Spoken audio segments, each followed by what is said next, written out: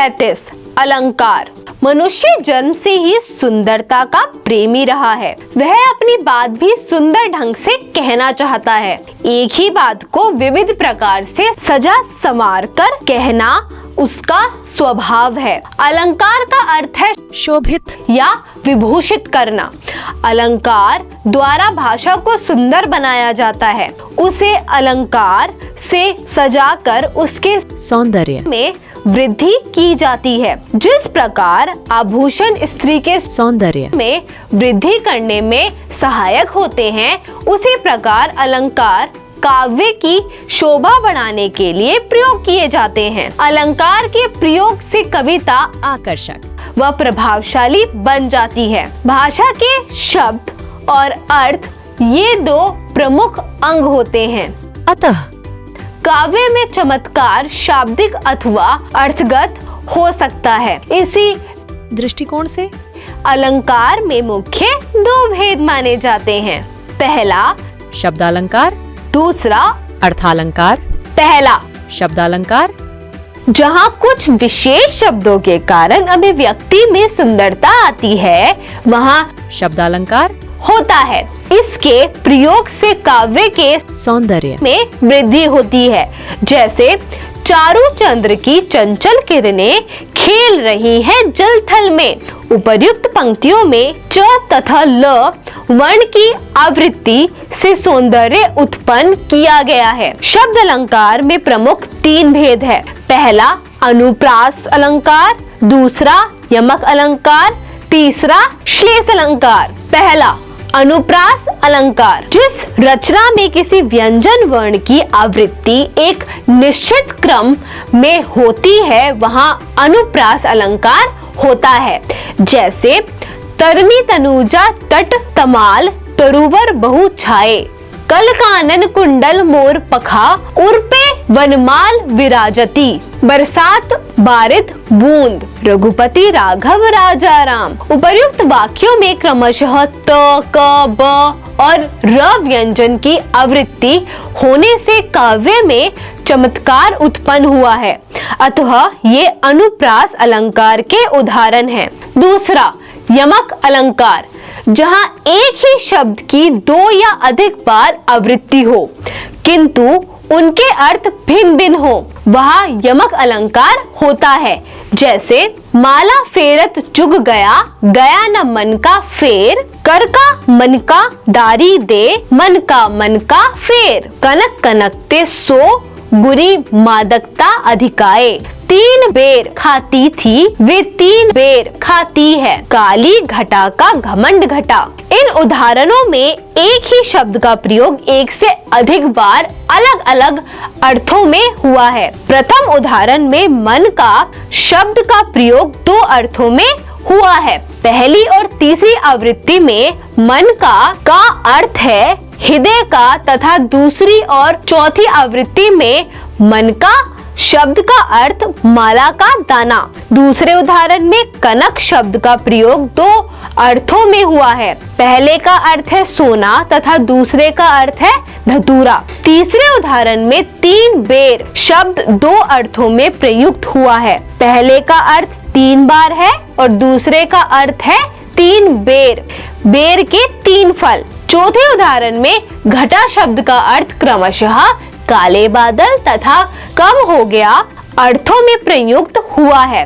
अर्थ में भिन्नता होने के कारण ये यमक अलंकार के उदाहरण हैं। तीसरा श्लेष अलंकार, जब एक शब्द एक ही बार प्रयुक्त हो लेकिन उसके दो या अधिक अर्थ निकलते हो, तब श्लेष अलंकार होता है। श्लेष का अर्थ है चिपका हुआ।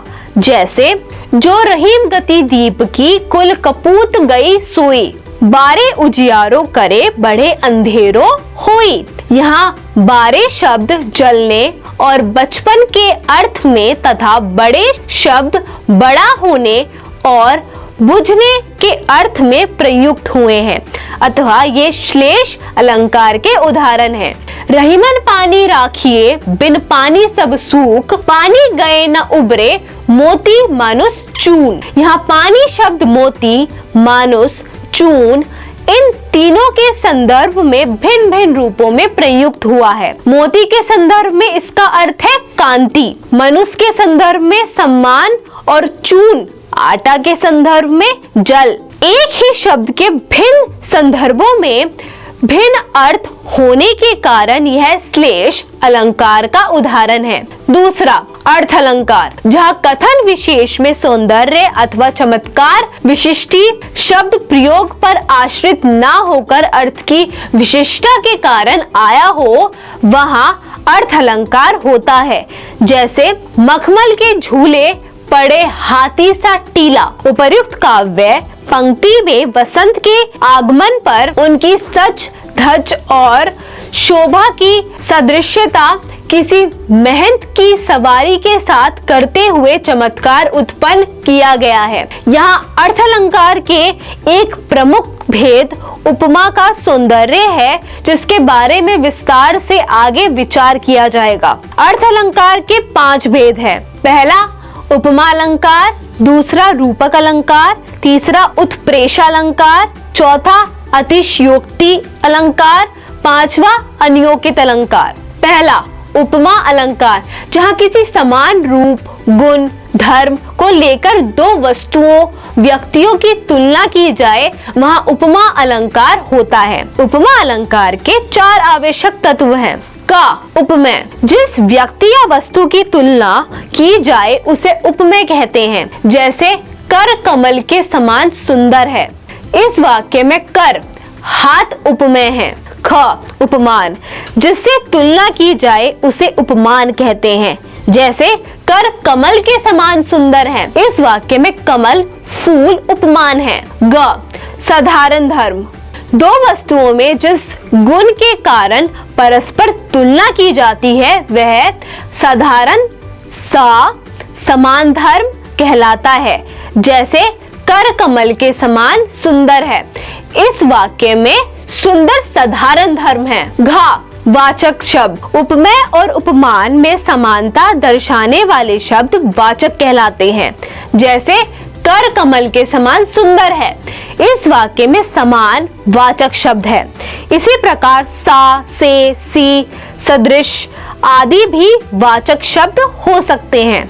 दूसरा रूपक, जब उपमेय को उपमान के रूप में दर्शाया जाए या गुणों की समानता के कारण दो वस्तुओं या प्राणियों में समानता दिखाई जाए तो रूपक अलंकार होता है। जैसे चरण कमल बंदो हरिराई, यहाँ ईश्वर के चरण को कमल के समान बताया गया है, अर्थात ईश्वर के चरणों पर कमल का आरोप किया गया है, अतः यहाँ रूपक अलंकार है। तीसरा उत्प्रेक्षा अलंकार, जब उपमेय में उपमान से विभिन्नता जानते हुए भी उपमान की संभावना की जाती है, वहाँ उत्प्रेक्षा अलंकार होता है। उत्प्रेक्षा अलंकार में मनु, मानहु, मानो, जनु, जानहु, जानो आदि वाचक शब्दों का प्रयोग होता है। जैसे क सोहत ओढ़े पीतपट, श्याम सलोने गात, मनहु नीलमणि सेल पर आतप पदियो प्रभात। यहाँ पीतांबरधारी श्री कृष्ण के श्याम शरीर पर प्रातःकालीन आतप धूप, ये सुशोभित नीलमणि पर्वत के स्वरूप की संभावना की गई है, अतः यहाँ उत्प्रेक्षा अलंकार है। खा उस काल मारे क्रोध के तनु कांपने उसका लगा, मानो हवा के जोर से सोता हुआ सागर जगा। उपर्युक्त उदाहरण में अर्जुन के क्रोध से कांपते शरीर में सागर के तूफान की संभावना की गई है, अतः यहाँ उत्प्रेक्षा अलंकार है। चौथा अतिशयोक्ति अलंकार, जहाँ किसी गुण का इतना बड़ा चढ़ाकर वर्णन किया जाए कि लोक सीमा का अतिक्रमण होने लगे, वहाँ अतिशयोक्ति अलंकार होता है। जैसे का पानी परात को हाय छुओ नहीं, नैनन के जल सो पग धोए। यहाँ श्री कृष्ण द्वारा अपने मित्र सुदामा के पैर अश्रुजल से धोने को लेकर लोक सीमा का उल्लंघन किया गया है, अतः यहाँ अतिशयोक्ति अलंकार है। ख, हनुमान की पूंछ में लग न पाई आग, सारी लंका जरी, गई गए निशाचर भाग। यहाँ हनुमान की पूंछ जो लंका दहन का हेतु थी, में आग लगने से पहले ही सारी लंका का जल जाना वर्णित है। यहाँ अतिशयोक्ति अलंकार है। पांचवा, अनियोक्ति अलंकार, जहाँ अप्रस्तुत जो सामने नहीं है के उल्लेख के द्वारा प्रस्तुत जो सामने है का उल्लेख किया जाए, वह अनियोक्ति अलंकार होता है। जैसे क, जिन दिन देख वे कुसुम, गई सु बीती बहार, अब अली रही गुलाब में, अपत कंटीला डार। उपर्युक्त पद में गुलाब और गौरे के माध्यम से आश्रित कवि और आश्रयदाता राजा की प्रीति होने से यहाँ अनियोक्ति अलंकार है। ख, नहीं पराग नहीं मधुर मधु, नहीं विकार इहि काल, अली कली ही से बिंधियो, आगे कौन हवाल। जब महाराज जयसिंह छोटी रानी के प्रेम में इतने मग्न हो गए कि राजकार्य भी करना छोड़ दिया, तो बिहारी ने इस दोहे को लिखा। यहाँ भ्रमर के रूप में महाराज जयसिंह को संबोधित किया गया है।